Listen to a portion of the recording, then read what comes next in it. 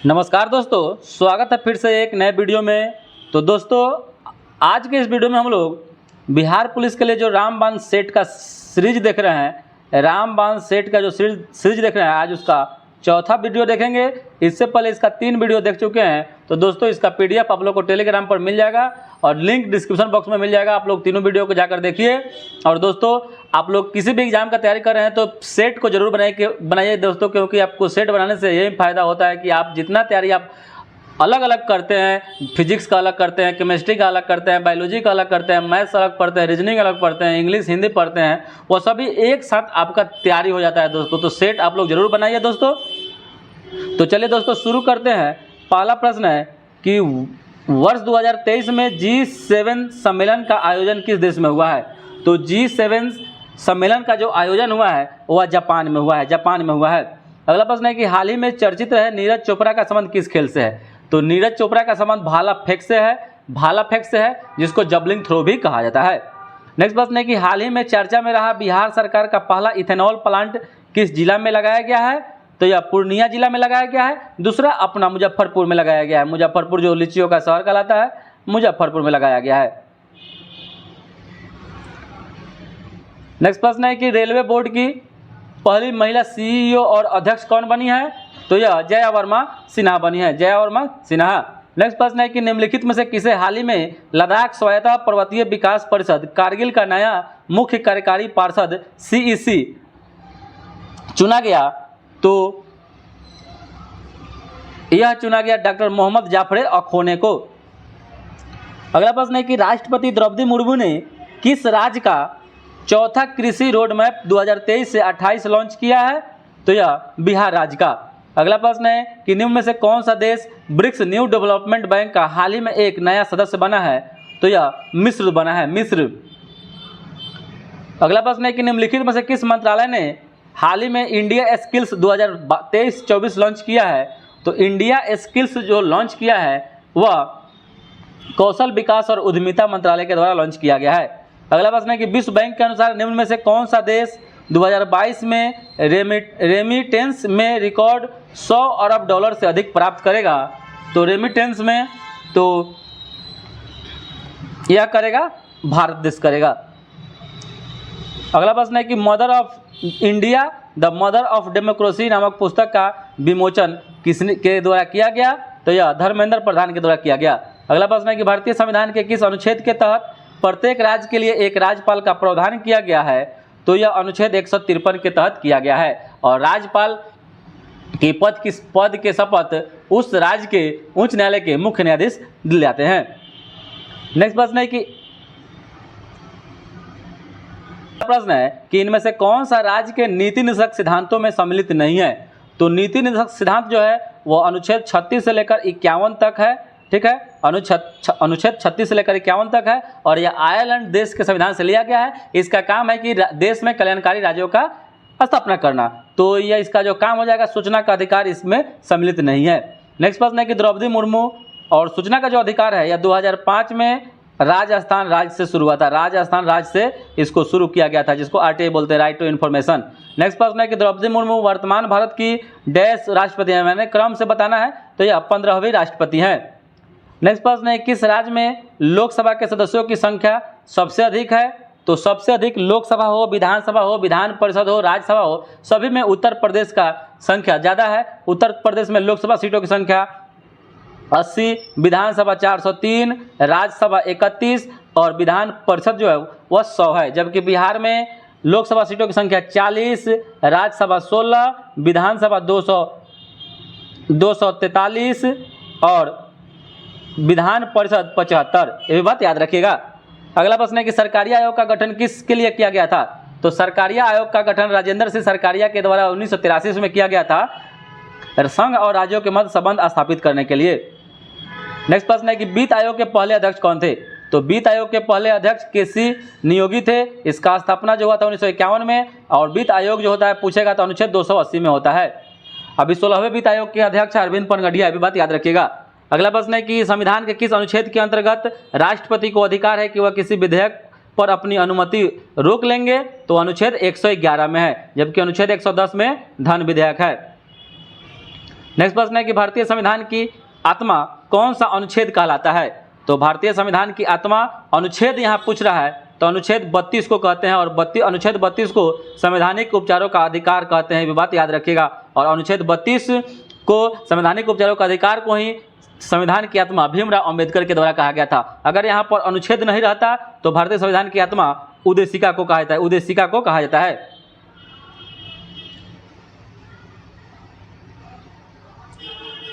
Next प्रश्न है कि भारतीय संविधान सभा के प्रथम दिन के अधिवेशन की अध्यक्षता इन्होंने ही की थी। तो प्रथम दिन का पूछ रहा है, तो डॉक्टर सच्चिदानंद सिन्हा, जो 9 दिसंबर 1946 को पहला दिन का बैठक हुआ था, और उसके 2 दिन बाद 11 दिसंबर 1946 को जब बैठक हुआ उसमें डॉक्टर राजेंद्र प्रसाद को अस्थायी अध्यक्ष चुना गया, ये बात याद रखिएगा। नेक्स्ट प्रश्न है कि भारत के पहले मुस्लिम राष्ट्रपति का नाम क्या था? तो भारत के पहले मुस्लिम राष्ट्रपति का नाम था डॉक्टर जाकिर हुसैन। अगला प्रश्न है कि भारत में सर्वप्रथम गेहूं के लिए न्यूनतम समर्थन मूल्य एमएसपी, जो अभी इसकी लड़ाई चलती है, की घोषणा की गई थी, तो यह 1966 से 67 के समय में की गई थी। अगला प्रश्न है कि कृषि लागत और मूल्य आयोग निम्न में से कितनी वस्तुओं के न्यूनतम समर्थन मूल्य की सिफारिश करता है? तो यह 23 वस्तुओं की करता है, 23 वस्तुओं की मूल्य की सिफारिश करता है। अगला प्रश्न है कि भारत का प्रधानमंत्री कौशल विकास मिशन प्रधानमंत्री नरेंद्र मोदी के द्वारा कब शुरू किया गया था? तो यह 15 जुलाई 2015 को शुरू किया गया था, 15 जुलाई 2015 को शुरू किया गया था, 15 जुलाई 2015 को शुरू किया गया था। अगला प्रश्न है कि योजना आयोग का गठन किस वर्ष हुआ था? तो योजना आयोग का गठन 15 मार्च 1950 ईस्वी को किया गया था। इसके पदेन अध्यक्ष प्रधानमंत्री होते हैं, और जो पंचवर्षीय योजना था यह रूस देश के संविधान से लिया गया था। और योजना आयोग भारत में 12वीं पंचवर्षीय योजना तक चली, जो बीच में ही खत्म कर दिया गया, और उसके जगह पर नीति आयोग को लाया गया 1 जनवरी 2015 को। नेक्स्ट प्रश्न है गरीबी हटाओ का नारा 5वीं पंचवर्षीय योजना में इंदिरा गांधी के सरकार के समय में दिया गया था। नेक्स्ट प्रश्न है कि मौर्य वंश का अंतिम शासक? तो मौर्य वंश का अंतिम शासक बृहद्रथ था, और प्रथम पूछे तो चंद्रगुप्त मौर्य था, राजधानी पाटलिपुत्र। नेक्स्ट प्रश्न है कि नवरोज त्यौहार का प्रचलन दिल्ली सल्तनत के किस शासक ने करवाया था? तो नवरोज त्यौहार जो था यह बलबन के द्वारा शुरू किया गया था, और यह सिजदा और पैबोस प्रथा की शुरुआत भी इसी ने शुरू किया था। और एकता प्रणाली जो 40 संगठनों तुर्कान चिहलगानी था, जो इल्तुतमिश के द्वारा शुरू किया गया था, उसको यह खत्म भी कर दिया, विनाश कर दिया।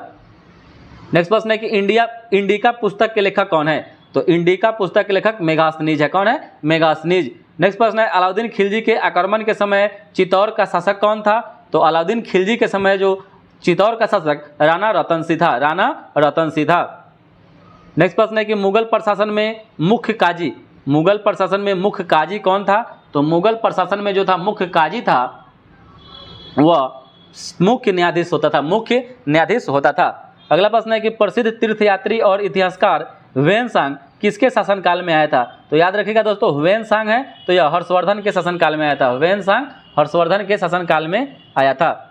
अगला प्रश्न है कि भारत की राजधानी कलकत्ता से दिल्ली कब स्थानांतरित किया गया? तो भारत की राजधानी पहले कलकत्ता हुआ करती थी, 1912 ईस्वी में दिल्ली स्थानांतरित कर दी गई, दिल्ली स्थानांतरित कर दी गई। नेक्स्ट प्रश्न है कि पिट्स इंडिया एक्ट कब पारित हुआ था? तो पिट्स इंडिया एक्ट 1784 ईस्वी में लागू किया गया था। जो 1773 में रेगुलेटिंग एक्ट लागू किया गया था, उसमें जो कमियां रह गई थी उसको सुधार करने के लिए पिट्स इंडिया एक्ट 1784 में लागू किया गया था। नेक्स्ट प्रश्न है कि स्वामी दयानंद के द्वारा आर्य समाज की स्थापना कब की गई?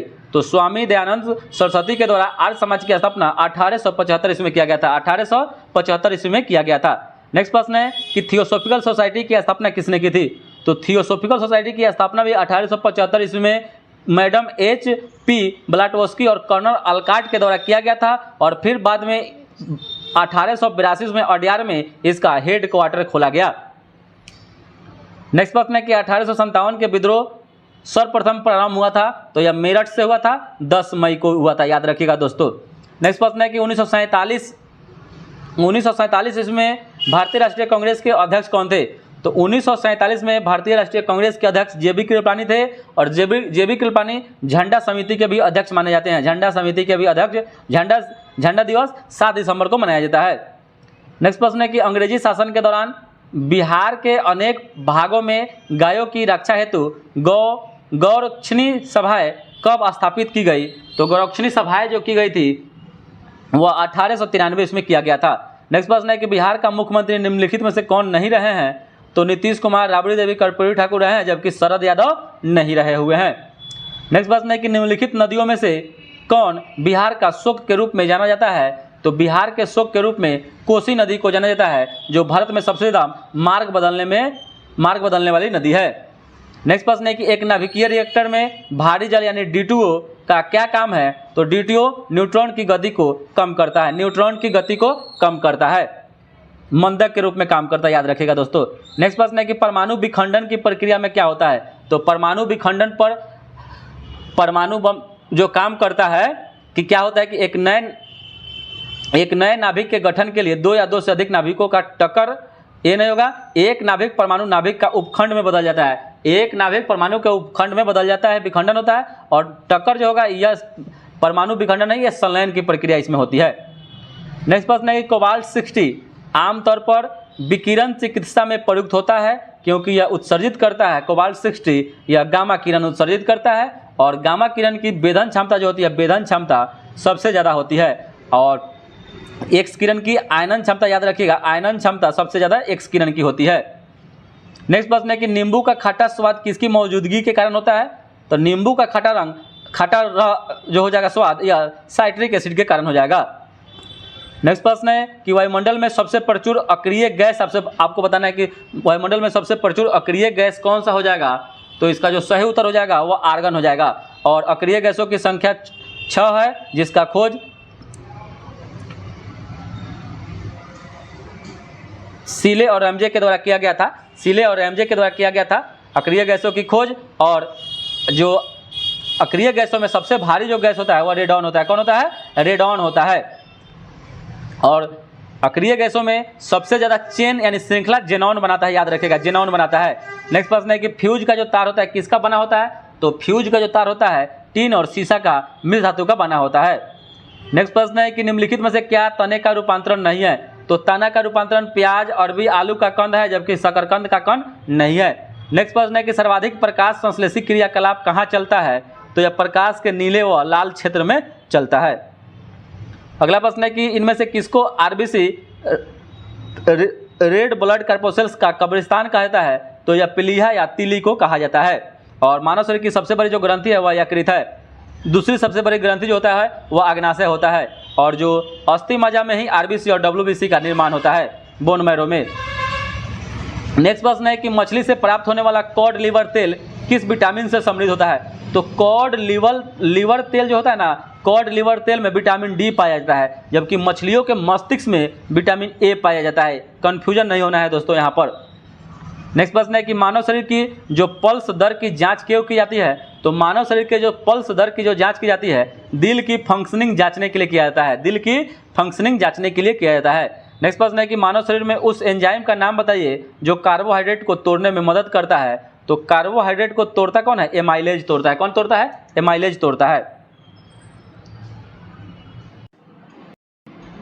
अगला प्रश्न है कि गुरुत्वाकर्षण के सार्वत्रिक नियम का प्रतिपादन किसने किया था?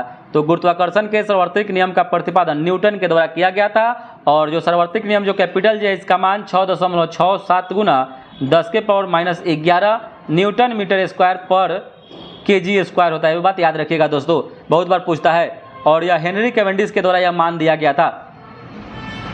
नेक्स्ट प्रश्न है कि सौर सेल को बनाने के लिए किस तत्व का उपयोग किया जाता है? तो सौर सेल को बनाने के लिए सिलिकॉन का उपयोग करते हैं। सिलिकॉन एक क्या है? अर्धचालक है, सेमीकंडक्टर है। नेक्स्ट प्रश्न है कि यदि घर्षण न हो तो वस्तु की गतिशील जो होगी अपनी गति की अवस्था में ही रहेगी। नेक्स्ट प्रश्न है कि बल गुणनफल है। तो दोस्तों आप जानते हैं कि F बराबर ma होता है। m का मतलब होता है द्रव्यमान और a का मतलब त्वरण, यानी द्रव्यमान और त्वरण का गुणनफल होता है। नेक्स्ट प्रश्न है कि उबलते जल की तुलना में उसी ताप की भाप प्रायः अधिक गंभीर जलन देती है, इसका कारण क्या है? तो हो जाएगा गलन की गुप्त ऊष्मा ज़्यादा रहती है भाप में। नेक्स्ट प्रश्न है कृत्रिम वर्षा कराने के लिए किस रसायन का उपयोग करते हैं? तो कृत्रिम वर्षा कराने के लिए सिल्वर आयोडाइड का प्रयोग करते हैं, सिल्वर आयोडाइड का, जबकि फोटोग्राफी में सिल्वर ब्रोमाइड का प्रयोग करते हैं।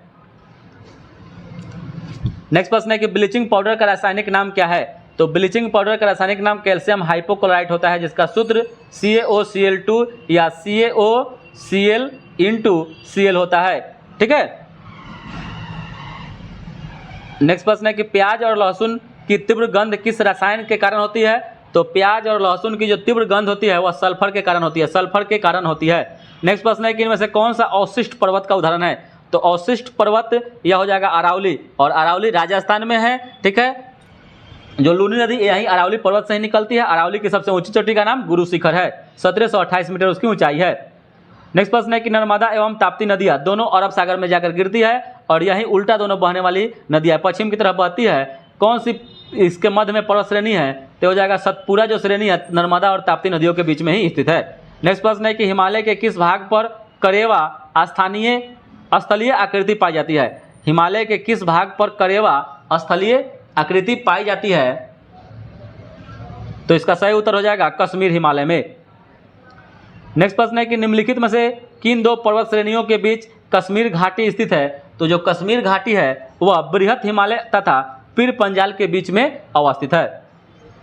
अगला प्रश्न है कि भारत के निम्नलिखित राज्यों में से किसके तीन ओर अंतर्राष्ट्रीय सीमाएं जुड़ा हुआ है? तो अंतर्राष्ट्रीय सीमाएं लगा हुआ है तो यह त्रिपुरा हो जाएगा, और त्रिपुरा बांग्लादेश के तीनों तरफ से घिरा हुआ है। ठीक है, याद रखिएगा दोस्तों। नेक्स्ट प्रश्न है कि निम्नलिखित में से किस देश की भारत के साथ सबसे लंबी स्थलीय सीमा जुड़ी हुई है? तो इसका भी सही उत्तर हो जाएगा बांग्लादेश, 4097.6 किलोमीटर जुड़ा हुआ है, जबकि सबसे कम अफगानिस्तान 106 किलोमीटर जुड़ा हुआ है, यानी सटा लगा हुआ है। नेक्स्ट प्रश्न है कि सरदार सरोवर बांध परियोजना किस नदी पर स्थित है? तो सरदार सरोवर जो है यह नर्मदा नदी में है, नर्मदा नदी पर बनाया गया है। नेक्स्ट प्रश्न है कि विक्टोरिया झील जो है किस देश में स्थित है? तो विक्टोरिया झील युगांडा, केन्या, तंजानिया इन सभी में स्थित है, सभी देशों में स्थित है। नेक्स्ट प्रश्न है कि ग्रेट बैरियर रीफ किस देश में अवस्थित है? तो यह ऑस्ट्रेलिया देश में है, ऑस्ट्रेलिया देश में। और दुनिया का सबसे बड़ा परवाल भीति का नाम जो है, परवाल भीति का जो नाम है वह ग्रेट बैरियर रीफ है। और दोस्तों भारत में कहे पूछे कि परवाल भीति से किस चीज़ का निर्माण हुआ है? तो लक्षद्वीप का निर्माण हुआ है, लक्षद्वीप का निर्माण हुआ है, याद रखिएगा दोस्तों। नेक्स्ट प्रश्न है कि उज्बेकिस्तान की राजधानी कहाँ है? तो उज्बेकिस्तान का राजधानी का नाम है ताशकंद। अब अगला प्रश्न जो आएगा 10 को प्रश्न आएगा वह हिंदी का रहेगा। जिसे जानने की इच्छा होती है उसके लिए एक शब्द जो होता है वो उसके जिज्ञासु बोलते हैं। क्या बोलते हैं? जिज्ञासु बोलते हैं। नेक्स्ट प्रश्न है कि धुंधला शब्द में कौन सा विशेषण है? तो धुंधला शब्द में गुणवाचक विशेषण है, गुणवाचक विशेषण है। नेक्स्ट प्रश्न है कि कनिष्का और मध्यमा के बीच की अंगुली को अनामिका बोलते हैं। क्या बोलते हैं? अनामिका बोलते हैं। नेक्स्ट प्रश्न है कि अग्नि का पर्यायवाची कौन नहीं है, इसमें से बताना है। तो अग्नि का पर्यायवाची शब्द पावक है, अनल है, धूमकेतु है, जबकि वाटिका नहीं है। वाटिका बगान होता है, वन का होता है। ठीक है। नेक्स्ट प्रश्न है कि अंगीठी का तत्सम रूप क्या हो जाएगा? अंगीठी का जो पूछ रहा है कि तत्सम रूप इसमें से क्या होगा, तो हो जाएगा अग्निष्टिका, अग्निष्टिका हो जाएगा। नेक्स्ट प्रश्न है कि निम्नलिखित में से कौन सा तद्भव शब्द है? तो तद्भव शब्द हो जाएगा सूरज, इसका सही उत्तर हो जाएगा। नेक्स्ट प्रश्न है कि कमल का पर्यायवाची शब्द, तो कमल का पर्यायवाची शब्द ऑप्शन नंबर ए हो जाएगा इंदिवर हो जाएगा, इंदिवर। नेक्स्ट प्रश्न है कि निम्नलिखित विकल्पों में से शुद्ध शब्द का विकल्प चुनना है।